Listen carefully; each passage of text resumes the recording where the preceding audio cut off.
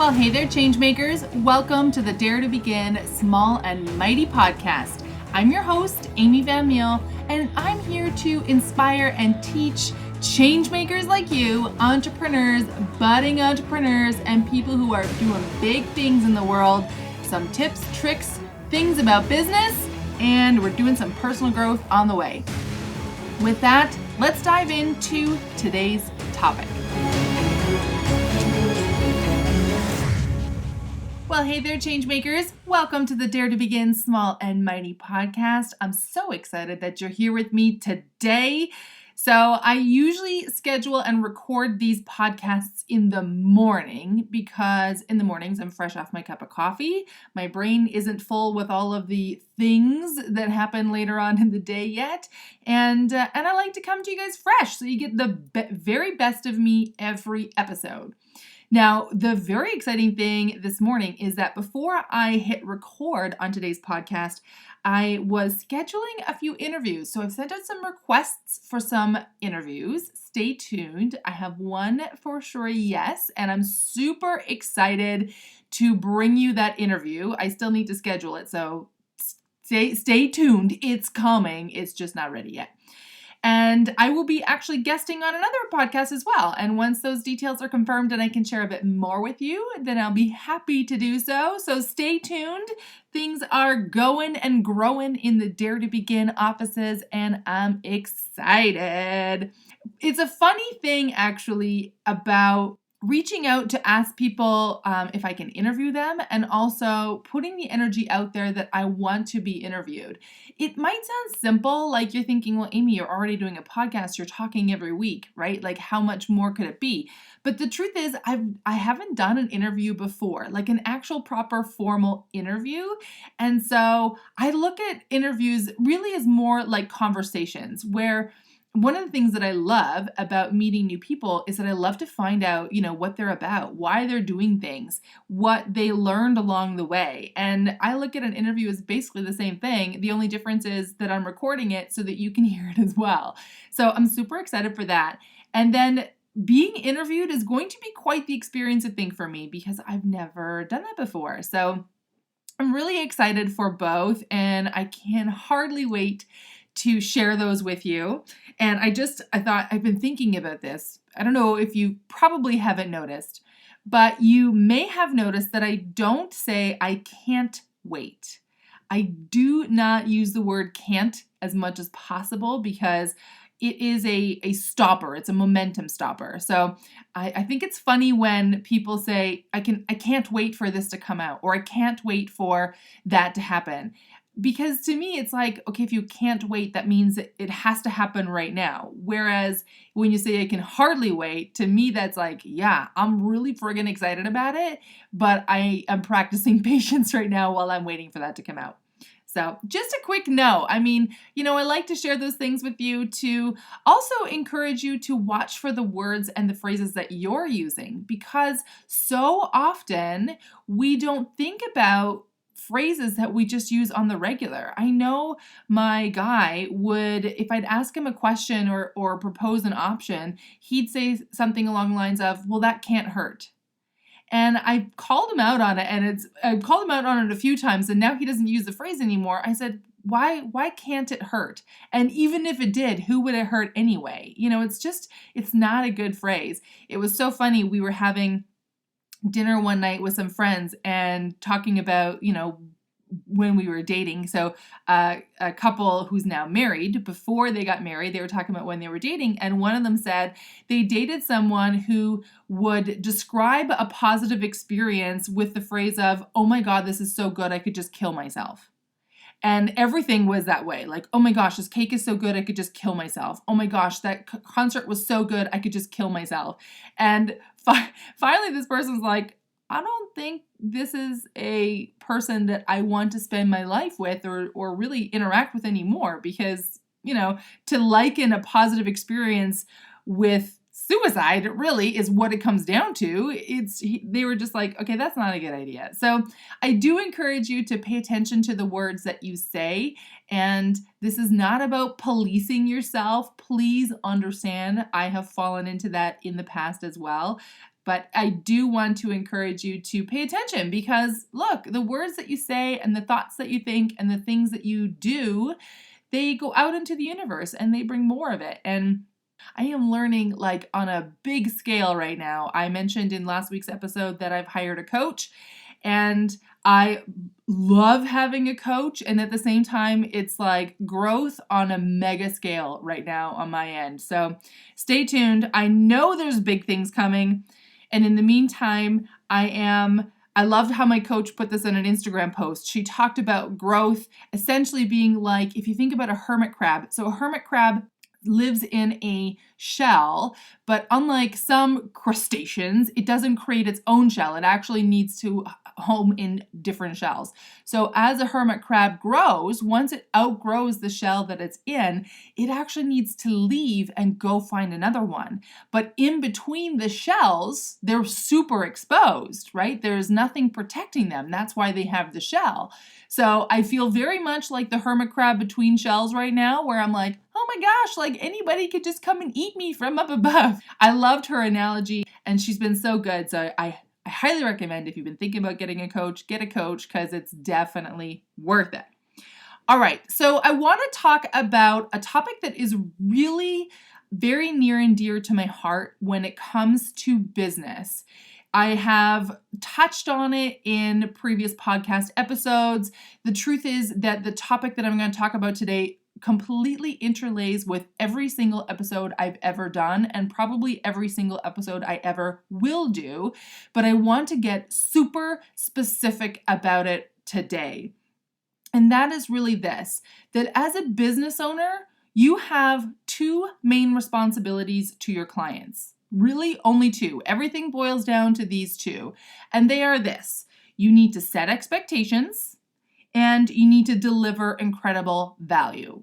If you've listened to the other episodes, you know I've touched on this before, but I want to go in depth in this today and give you some examples from my own experiences on both the good and the bad so you can understand better what it looks like. Because the truth is, I think a lot of business owners, and the truth is a lot of humans in general, we all struggle with this. Setting expectations seems scary because we're basically setting a bar that we also have to meet, right? And a lot of us, I know I'm including myself in this group, would kind of rather not do that because what if we fail? What if we fall short? But the truth is, when you don't set clear expectations with your clients, you are opening yourself and your clients and your business up for massive headaches, misunderstandings, and just some crazy situations, which you don't need to invite in, and you can do them simply by setting expectations. Now, early on, I think somewhere in the first 10 episodes, I will link to it in the show notes, I did a podcast episode about setting boundaries. So expectations are very similar to setting boundaries. So I do encourage you to have a listen to that, and I'll link to it in the show notes for sure for you. When you're setting expectations, what you're basically doing is you're setting the rules of engagement for your business, okay? So let's talk first about how to set good expectations and be clear about them. Like I said, I've touched in the past about setting boundaries, and basically an expectation is how things operate in your business. And the reason that it's important to share that with your clients is if you think about your clients like children, they want to have some understanding of how things operate. For myself, I really don't like when people are wishy-washy about the rules of engagement. I want to know how you operate, and that will allow me to navigate with you as well. When there are not clear expectations, I'm on the other end going, oh my gosh, you're driving me crazy, because if you're not setting clear expectations, you're also not interested in my expectations of working together. And no matter how clear I am about it, when you are not listening and you're not paying attention because to you, you're thinking, oh, well, just make it work. Yeah, that's a guaranteed way to give me a headache. So it's really important for both sides. And the truth is, when you set expectations in your business, it will make your side of the business also much easier.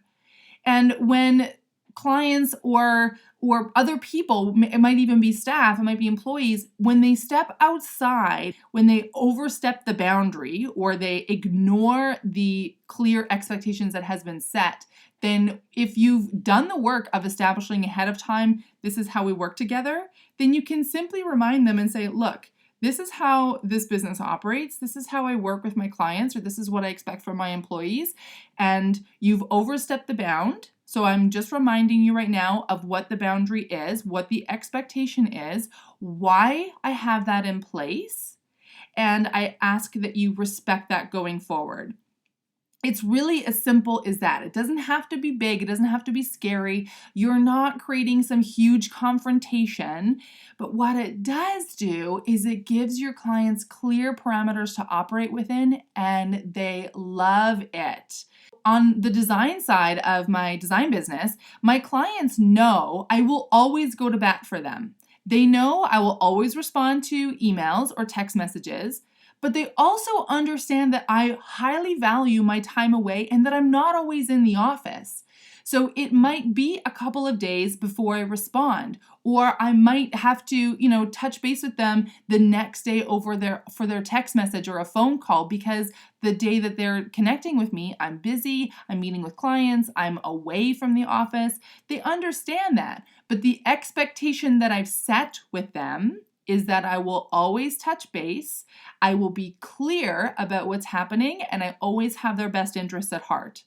So they understand that even if it takes a moment to hear from me, that it doesn't mean the world is ending. So my clients aren't freaking out if they don't hear from me right away, because they know I'm working on it. And if I'm not working directly on their project or the problem that's popped up, they know it's also because I have other clients and other projects on the go. So they understand that I value my clients highly.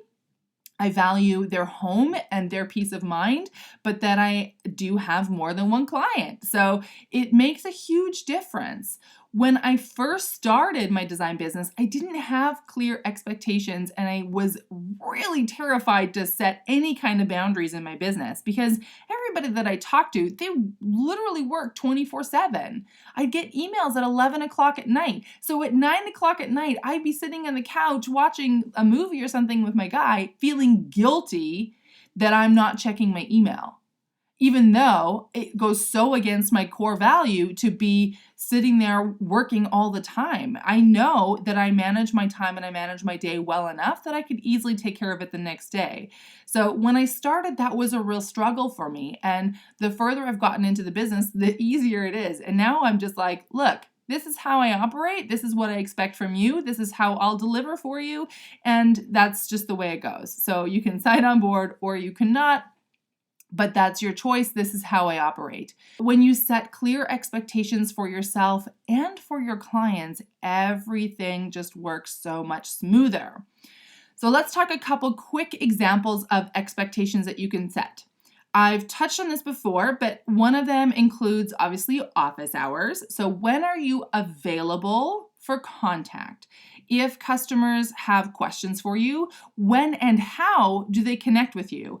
And when and how can they expect to get a response? Are they able to text you at any point in time in the day or the night? And would you respond right away? Do you ask for all your communications to come in through email so you always have a written record of what's been requested? Do you require, if a phone call is required, do you bill for that time? And if so, how does the billing work? When you are charging clients for your services specifically, products are a little bit different, but if you're charging clients for your services, what is the expectation of payment? For example, I let clients know that for our first design session, it's always the minimum of an hour, and that after that hour, I bill on the quarter hour.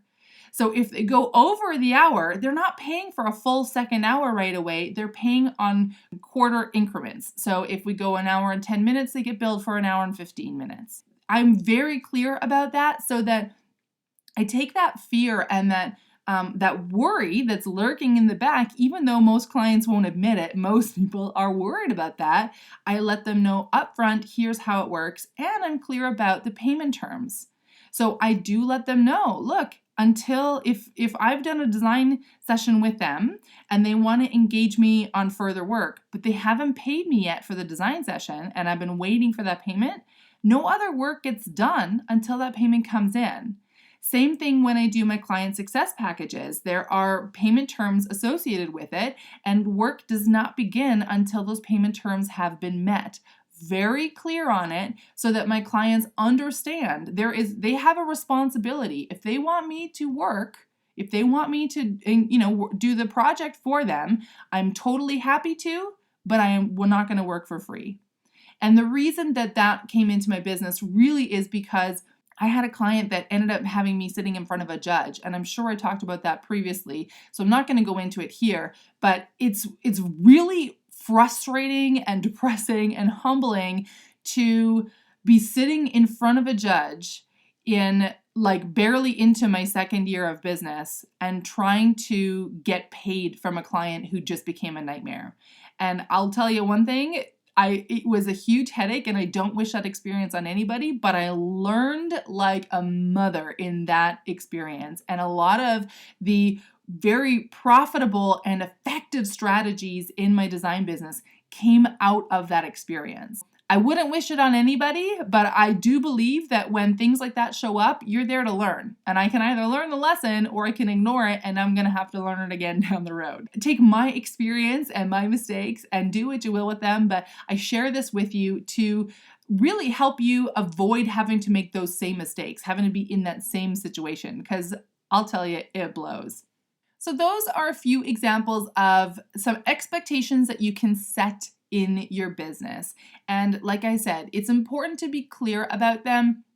Step into and own those expectations. When you communicate them clearly to your clients, they will love you for it and they'll be more happy to do business with you. Now, I want to give you an example from a meeting that I literally had yesterday. And I was meeting with a new accountant. This is a big step in my business. I am officially handing off the bookkeeping in my business.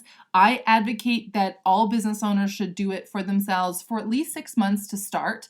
I've been doing my bookkeeping in my business since I began nearly 5 years ago. And now with the second business, with Dare to Begin, it's getting to the point where I realize I'm a little bit out of my element. And the truth is, it doesn't make sense for me anymore to be doing my bookkeeping. My time is too valuable to be spent, a couple hours every month doing my bookkeeping when I could hire it out and use that time to do money generating activities. The bookkeeper and the accountant are two separate people, but the bookkeeper recommended me to this accountant. So I meet with the accountant yesterday, and right from the start, he spelled my name right. For those of you who don't know how my name is spelled, it's Dutch. It has a silent J in there. It throws everybody out. So he spelled my name right. I arrived at the office. They had a sign with my name on it, reserving a parking spot for me, which just blew me away. I mean, talk about high value. And when I sat down and spoke with him, he went through he asked all about my businesses, got a real good feel of how each one operates, what the prerogative is behind each of them. So the design business is fairly clear. I do interior design, and that doesn't require a lot of explanation. But Dare to Begin is a totally different business with a whole different business model. And it isn't actually one that is very common in the sense of most people in the city that I live in have what I would call tactile businesses. So they're either selling a product or a service, but it's a tactile thing. So creating online courses, while it's not a new thing, it is new to a lot of the people that I speak with. The accountant wanted to understand really how the business operates, what it's about, so that he knows how best to serve me. Now, what I love is through our meeting, he set very clear expectations of how he operates with his clients. This is when you can expect to hear from me. This is how I prefer to have communication. You can, I've never heard this before from an accountant, and I just wanted to stand up and hug him. He has packages. Hello, client success packages. He has packages for his clients that are tailored to their business, but then they have a clear and fixed price, which is exactly what I teach you in the Profit Power Pack. To see that someone else, this is the first person I've ever met who has a similar approach that I do in my business, and I could have jumped up and down with joy. I was so excited that he understood, he got it, and he was so clear about how things get delivered. Here's what it looks like when we do your tax return and when we do your year end, and right, like that just makes such a difference, especially since the last experience I had with an accountant was less than favorable. So this is a huge breath of fresh air for me. He understood that I'm passionate about both of my businesses. He understood and asked a lot of questions about, how and why I've done things. So he understands the background of it. And that way he can better serve me. His expectations of how he expects clients to touch base with him, how things operate inside his business, and how he serves his clients are very clear. And that's phenomenal. When you have unclear expectations, what happens is that on my end, for sure, it creates a massive headache. So I'll use the accountant again just because it's a perfect side-by-side example. The other accountant that I had hired didn't have clear expectations. There wasn't clear communication. There was no parameter set forward on how we work together and what that looks like. And in truth, what ended up happening is it became a huge nightmare. It just became an enormous headache, caused a lot of stress and anxiety on my end, which I don't enjoy. And I can only imagine that it creates a lot of stress and anxiety on the end of the other accountant as well, right? Like if I'm feeling stressed and anxious, I'm sure that the other person is as well. So that's what happens when there are not clear expectations set. So let's move into the second responsibility that you have. So we said the first one is to set clear expectations. Your second responsibility, and the truth is your entire business boils down to these two responsibilities. Literally, if you only do these two, your business is going to go rocking. So pay close attention. Your second responsibility is to deliver incredible value. Now that might seem kind of obvious, like you might be thinking, well, Amy, isn't that what all businesses should do? Let me ask you, think about the last time you had a really amazing experience with a business or a product purchase, where that business owner or the supplier went over and above and delivered you value that has you literally singing praises about them. The truth is, for a lot of us, it might actually be a while. We may have to go way back into our memory bank to see if there even is such a thing. Have we experienced it, and what does that look like? Unfortunately, it drives me crazy, but unfortunately, a lot of businesses aren't interested in it. Most businesses are just focused on their bottom line. How can I bring in more money?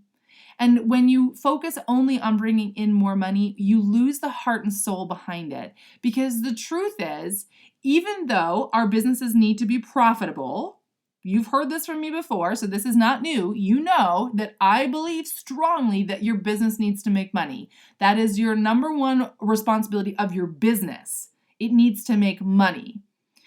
But even though it needs to be profitable, it does not mean that you need to operate in a way that takes the heart and soul out of the business. You can tell when a business owner or a business itself has shifted its focus from, say, wanting to serve to wanting to grow its bottom line, because everything around it suddenly feels, I don't want to say greedy, but it loses that tactile nature. Now, instead of feeling like you're really paid attention to and cared for, you tend to feel like, okay, I'm just a number. They just want my money. And that is not a great feeling. None of us want to feel that way. Even if you are in a business to business situation. So even if you're selling products or services to other businesses, behind that business is always a human being.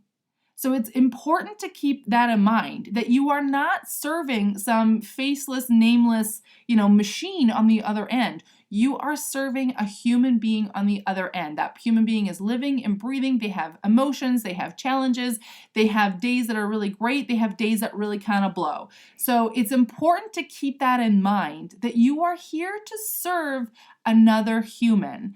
And you know how it feels when you get amazing service. It feels so good. And we talked about the power of testimonials.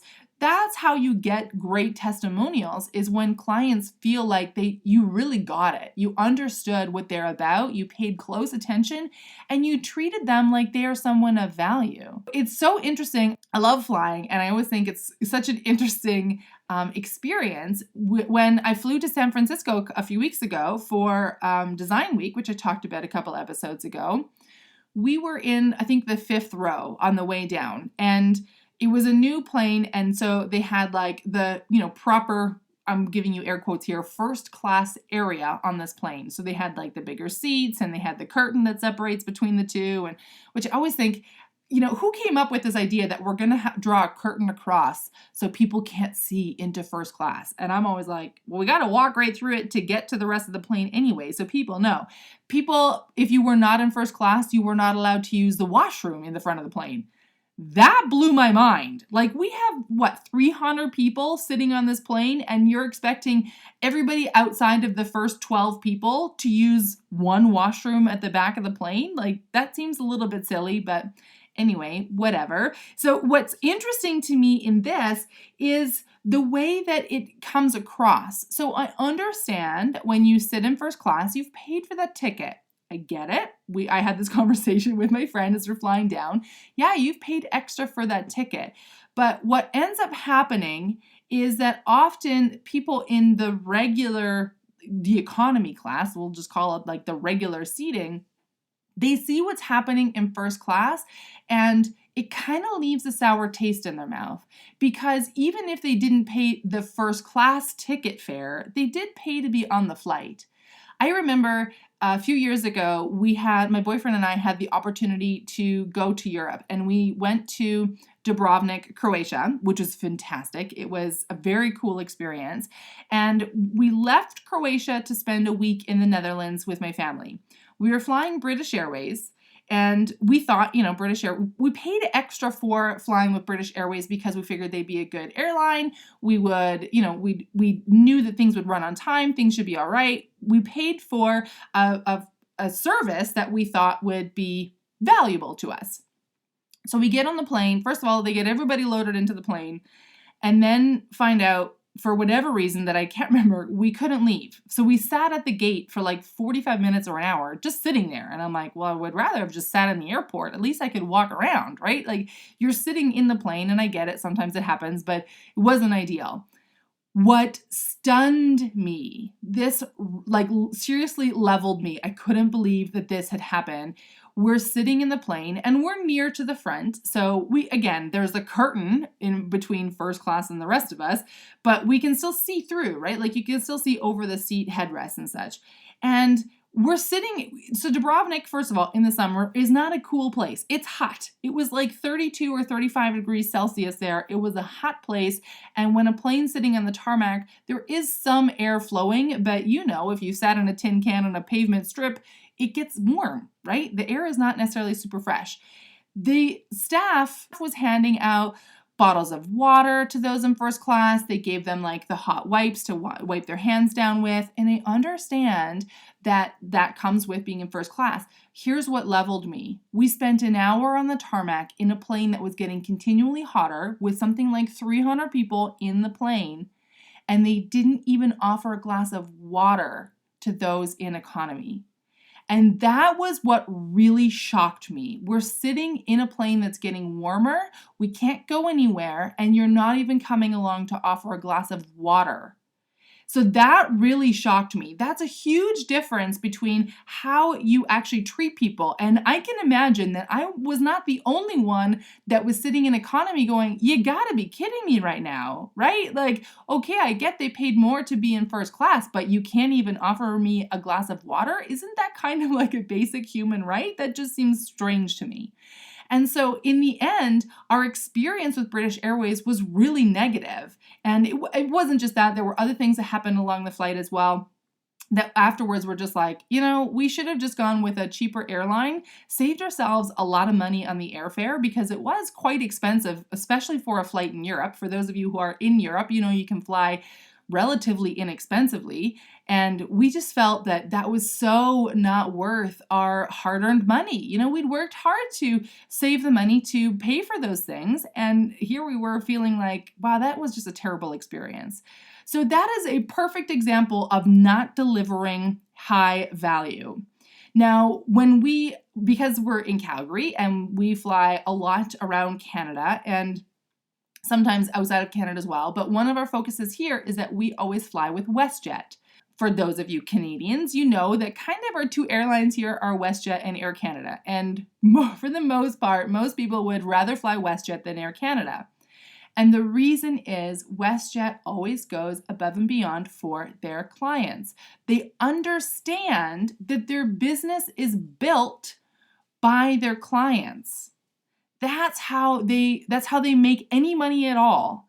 And I think Air Canada has lost sight of that a little bit. They're always looking at how can we protect the bottom line, which means that you have people flying on Air Canada that understand it's probably going to go sideways. And I know lots of people that will fly for business with Air Canada because their companies have agreements with them or what have you.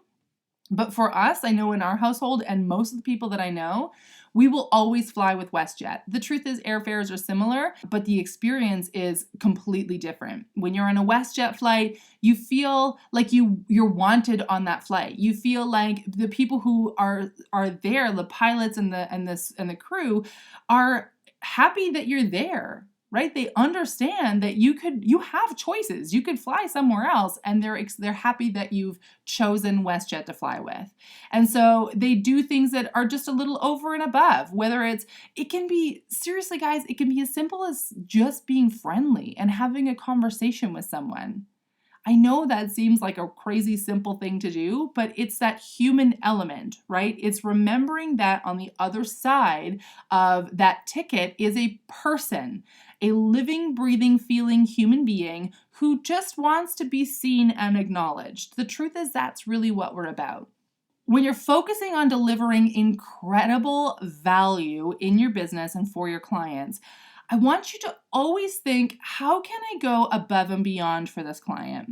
And that does not mean that you do things for free. That is not going above and beyond. That's just bad business practice. So don't start doing things for free.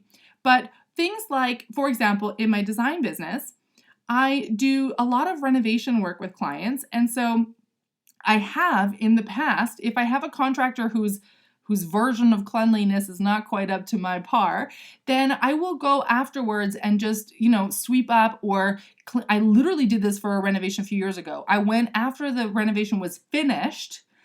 I sealed all the grout on the tile. I cleaned all the glass, like everything when the client walked in. It was spotless, and I didn't charge the client for my time to go out there. Yeah, it takes time, and you might be thinking, Amy, that's a service you're doing for free.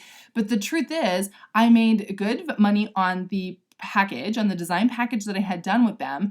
And this just left my client going like, wow, she really understands what I'm about. I know this client well. I know it's important to this client that the space looks great, that the windows and the mirrors are clean. Those are big values to this client. So I understand that. I want them to be happy at the end of the product or at the end of the project, right?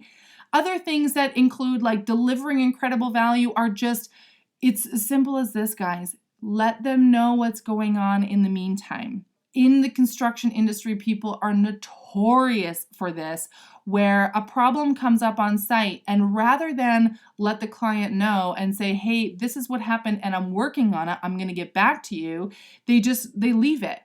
And they might think, I don't know if their thought is like, okay, I hope they won't notice. I think that's some of it. Some of them might be thinking, well, I need to just fix this, and so it's not going to be an issue in the end anyway, so there's no point in bringing it up. But the truth is, especially when it comes to design, my clients, it's their home. It's a very personal space to them. This is the place where people come to to relax and rejuvenate and really get back in touch with themselves. It's where they rest and they build relationships. So that is to me, that's a sacred space. So it's important to understand how valuable that space is to someone. And something as simple as saying, hey, this came up and I don't have a solution just yet, but I'm working on it. I just want you to know that I'm aware of it. This is what I'm working on so far, and I will take care of it. That simple acknowledgement is literally night and day difference between a client who's completely freaking out and feeling completely unheard and totally untaken care of, and a client who's like, wow, okay, this person actually gets it. They understand how important this is to me, and I understand that they are working on a solution. They may not have one right now, and it might cost me a little bit extra, but they've acknowledged it and they've let me know. It seems like such a simple, small thing, but that little thing delivers value that you cannot even understand for your client. It is huge. It's so huge. So it's really important that you think about that. When I met with this accountant yesterday, delivering incredible value to me is taking the time to sit down with me ahead of time and say, okay, let's understand what's happening here and really paying attention to what I'm doing. He was excited about the products that I have for offer in Dare to Begin. And something that I'm toying with right now is doing some beta testing on those products as well, because they are new. And I think beta testing is a great idea for those products. So he actually said to me, I would love in the summertime when it's a little bit quieter for me, he says, to actually do a test of the products. I think he's like, I already have like some feedback and thoughts of things, but I'd love to see how you've put it together. And that to me is delivering incredible value because he doesn't have to do that. Right? That doesn't necessarily impact his bottom line at all, but he understands that it's something that's it's very personal to me and it's very important to me. And moreover, the business needs to make money, right? Literally, as our meeting closed up yesterday, he said, you've taken some really great steps forward. Hello, acknowledging the actions that I've taken. So that was huge. He was really happy that I had realized, okay, I'm at the point now where the bookkeeping is getting a little bit out of hand and I want to have someone else bring into it. But he also said this, your job, Amy, is to go make money. My job is to make sure you keep as much of it as possible. And it seems like such a simple thing, but his acknowledgement that that's what I'm here for, that was huge. And it's a simple thing. It's the small things that create that incredible value. All right. So I want you to really think about ways that you can go over and above for your clients. Let's do a real quick recap. Your two main and truly your only responsibilities in business, everything comes back to these two, is to set clear expectations and to deliver incredible value. When you do those two things, your clients will love you for it, your business will grow beautifully with it, and you'll feel great about it. It makes such a huge difference. I could talk probably for hours about this. I'm not going to because you're going, oh my gosh, Amy, I got other things to do today. So I just want you to really understand how important those two elements are. And when you really get it, when you understand why those two are so integral to your business, it will make a huge difference for you and for your bottom line. Because like I said, yes, we're here to serve. Yes, we're here to do great things. And absolutely, we need to know there are human beings on the other end. But our business is here to make money. Just like my accountant says, you go out and make money. You let me take care of the rest. All right, change makers, I trust you got some incredible value from this podcast episode. As always, I invite you to connect with me on Instagram at @IDareToBegin, and I would love it. Just comment on the most recent post you see on my feed, what you loved about this episode, what your biggest takeaway is, or if you have comments or suggestions, I'm open to those as well. Because, like I've said in the past, if you have things that are like, Amy, I don't like how you did this, or I think this could be better, those are learning opportunities for me as well. And I'm putting this out to the universe that I am open to interviewing for other podcast options as well. So if you know a podcast or you listen to a podcast regularly that you think would be a great fit for some of the content that you've heard me talk about, that you think I could be really beneficial to that podcast for, I would love it if you either let me know or you connect me with the other podcaster, because I think it's important that we build a community, and I would love to have that input from you as well. And I am tentatively taking some interviews as well for this podcast. So if you have a topic that is close to heart and that would fit into the operations of how this podcast works, then please reach out to me as well. You can always DM me on Instagram. Again, the handle is @IDareToBegin. And finally, just a last real quick invite for you to do a review on iTunes. We've talked about this before. The review is not so much for my benefit, but it's for the benefit of others who are looking for really good quality information. So I would love it if you do a 5-star and you add a review so that people can see what is so good about this podcast and that we reach some more people, because I want to get this information out. With that, I wish you a phenomenal week. So at the time this podcast comes out, I'm going to be sunning myself on the beach. My love and I are spending a week at his family's cabin. We're really excited for it. So when this podcast comes out, it will probably have been like 3 days since I've had a shower, but I will be sunning myself on the beach, so it will be okay. I'm so looking forward to connecting with you again next week. Thank you so much for listening. Bye for now.